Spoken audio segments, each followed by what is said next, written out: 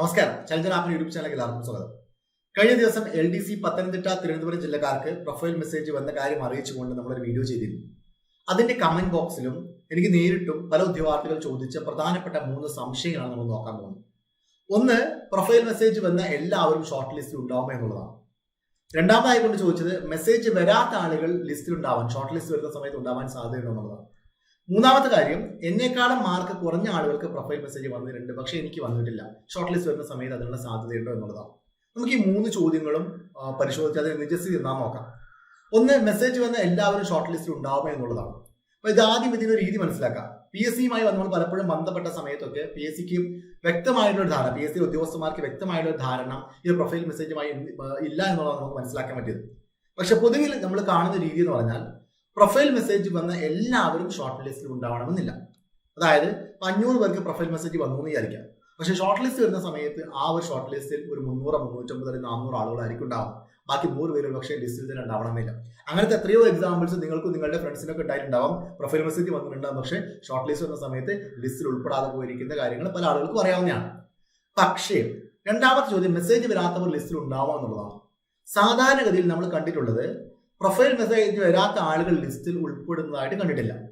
അതായത് ഈ short list വരുന്ന സമയത്ത് അതിലൊരു 300 പേരുണ്ടെങ്കിൽ ഈ 300 ആളുകൾക്കും സാധാരണഗതിയിൽ പ്രൊഫൈൽ മെസ്സേജ് മുമ്പ് വന്നിട്ടുണ്ടാവാറുണ്ട്.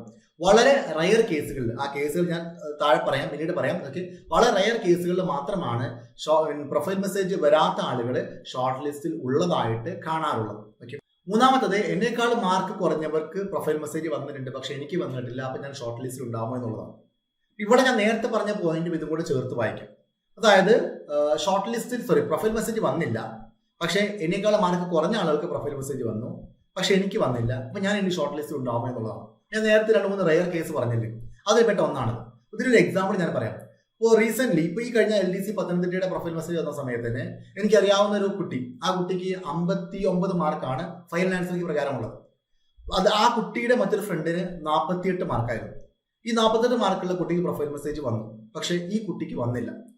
സ്വാഭാവികമായിട്ട് വിഷമം ഉണ്ടാകും, കാരണം അതിനേക്കാളും കൂടുതൽ മാർക്ക് ഈ കുട്ടിക്കുണ്ട്.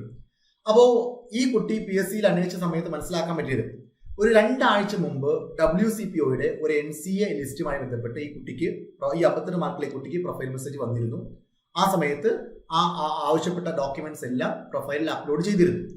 അതിന് 2 ആഴ്ച ശേഷമാണ് ഈ ഒരു സംഭവം, അതായത് LDCയുടെ പത്തനംതിട്ട ജില്ലയുടെ പ്രൊഫൈൽ മെസ്സേജ് വന്നിരിക്കുന്നത്. അപ്പോൾ PSCയിൽ നിന്ന് ആ കുട്ടി കിട്ടിയ ഇൻഫർമേഷൻ എന്ന് പറയുന്നത് എങ്ങനെയാണ്, ഓൾറെഡി 2 ആഴ്ച മുമ്പ് പ്രൊഫൈൽ മെസ്സേജ് വന്ന് ഡോക്യുമെന്റ്സ് അപ്ലോഡ് ചെയ്തത് കൊണ്ടായിരിക്കാം നിങ്ങൾക്ക് ഇത്തരത്തിലൊരു മെസ്സേജ് വരാത്തത് എന്നുള്ളതാണ്. അതും അവർ ഉറപ്പൊന്നും പറഞ്ഞില്ല, ഇങ്ങനെ ഒരു കാര്യമാണ് പറഞ്ഞത്. അവർക്ക് പ്രത്യേകിച്ച് അതിനെ കുറിച്ചുള്ള ധാരണയൊന്നുള്ളതായിട്ട് നമുക്ക് മനസ്സിലാക്കാൻ പറ്റിയിട്ടില്ല. അപ്പൊ ഞാൻ പറഞ്ഞു വന്നത് ഇതൊരു റയർ കേസാണ്. ഒന്ന്.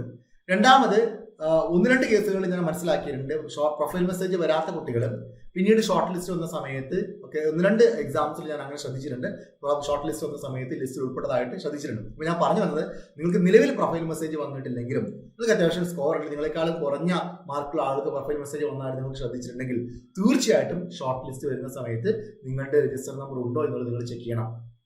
എന്നിട്ട് നിങ്ങൾക്ക് സംശയമുണ്ടെങ്കിൽ, അതായത് ആ ഷോർട്ട് ലിസ്റ്റ് നിങ്ങൾ ഇല്ല എന്നുണ്ടെങ്കിൽ, നിങ്ങളുടെ സ്കോറിൽ, ഫൈനൽ ആൻസറിക്ക് പ്രകാരമുള്ള നിങ്ങളുടെ സ്കോറിൽ നിങ്ങൾ കുറച്ച് വിശ്വാസം ഉണ്ട് എന്നുണ്ടെങ്കിൽ തീർച്ചയായിട്ടും കട്ട് ഓഫിനേക്കാൾ മാർക്ക് നിങ്ങൾക്ക് ഉണ്ടെങ്കിൽ നിങ്ങൾ PSCയുടെ ആ ഒരു പ്രൊസീജിയർ പ്രകാരം നിങ്ങളുടെ OMR ഷീറ്റ്, അതിന്റെ മാർക്ക് അറിയാനും വേണമെങ്കിൽ അത് റിട്രീവ് ചെയ്ത് അതിന്റെ ഒരു ആൻസർ കീ, നിങ്ങളുടെ OMR ഷീറ്റ് ചെക്ക് ചെയ്യാനുമുള്ള കാര്യങ്ങളിലൂടെ നിങ്ങൾ കടക്കേണ്ടതുണ്ട്. ഞാൻ പറഞ്ഞു വന്നത്, ഇൻ ഷോർട്ട് ചുരുക്കി പറയുകയാണെങ്കിൽ, പ്രൊഫൈൽ മെസ്സേജ് വന്ന എല്ലാവരും ഷോർട്ട് ലിസ്റ്റിൽ ഉൾപ്പെടും എന്നുള്ള ധാരണ വേണ്ട. ഓക്കെ, മെസ്സേജ് വന്ന ആളുകളിൽ ഭൂരിഭാഗം ആളുകൾ ഒരുപക്ഷെ ഉണ്ടായേക്കാം, പക്ഷേ മെസ്സേജ് വരാത്ത ആളുകൾ ലിസ്റ്റിൽ ഉൾപ്പെടുന്നതായിട്ട് നമ്മൾ വളരെ വളരെ റയർ കേസുകളിൽ മാത്രമേ കണ്ടിട്ടുള്ളൂ. അപ്പോൾ പ്രൊഫൈൽ മെസ്സേജ് വന്ന ആളുകൾ ചെയ്യേണ്ടത്, നിങ്ങളോട് പറഞ്ഞിരിക്കുന്ന കാര്യങ്ങൾ, അതായത് ഡോക്യുമെന്റ്സ് അപ്ലോഡ് ചെയ്യുക, അതുപോലെ തന്നെ ബാക്കിയുള്ള പരീക്ഷകൾക്ക് പഠിച്ച് മുന്നോട്ട് പോവുക. ഇതൊരിക്കൽ നിങ്ങൾക്ക് ജോലി കിട്ടി അല്ലെങ്കിൽ ഷോർട്ട് ലിസ്റ്റ് ഉൾപ്പെട്ടു എന്നുള്ളതിനുള്ള ഒരു ഇൻഡിമേഷൻ അല്ല. ഈ മെസ്സേജ് വന്നു എന്നുള്ളത് ഒരു കാരണവശാലും നിങ്ങൾക്ക് ഷോർട്ട് ലിസ്റ്റ് വരുമെന്നുള്ളതിനുള്ള ഒരു ഇൻഡിമേഷൻ അല്ല, ഗ്യാരണ്ടി അല്ല എന്നുള്ള ധാരണ ആദ്യമേ ഉണ്ടാവാം. നിങ്ങളൊരു പക്ഷേ നിങ്ങളുടെ മെസ്സേജ് വന്ന മറ്റുള്ള ഫ്രണ്ട്സിന്റെ ഒക്കെ മാർക്ക് നോക്കിയാൽ തന്നെ മനസ്സിലാക്കാൻ പറ്റും. ഇപ്പോൾ 48 മാർക്ക് കിട്ടിയ ആൾക്ക് വന്നിട്ടുണ്ട്, 72 മാർക്ക് കിട്ടിയ ആൾക്ക് വന്നിട്ടുണ്ട്. ഒരിക്കലും അത്രയും താഴെ കട്ട് ഓഫ് വരും നിങ്ങൾക്ക് നിങ്ങൾക്ക് തോന്നുന്നുണ്ടോ? ഇല്ല.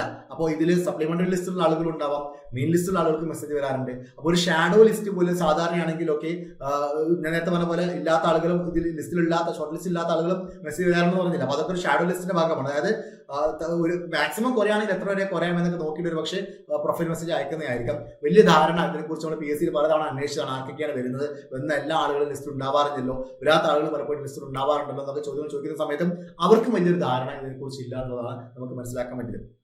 എന്തായാലും വന്ന ആളുകൾ ഞാൻ നേരത്തെ പറഞ്ഞ പോലെ കാര്യമായി മുന്നോട്ട് പോവുക. വരാത്ത ആളുകൾ നിങ്ങൾക്ക് നിങ്ങളുടെ മാർക്കിൽ വിശ്വാസം ഉണ്ടെന്നുണ്ടെങ്കിൽ ഫൈനൽ ആൻസർക്ക് ഷോർട്ട് ലിസ്റ്റ് വന്നതിന് ശേഷം കട്ട് ഓഫ് നോക്കി ബാക്കിയുള്ള പ്രൊസീജിയറുമായിട്ട് മുന്നോട്ട് പോകാം. എന്തായാലും ഇത് നിങ്ങളുടെ അടുത്ത പരീക്ഷയ്ക്ക് പഠനം തുടരുന്നതിനുള്ള ഒരു തടസ്സമായിട്ട് കാണുന്നത്.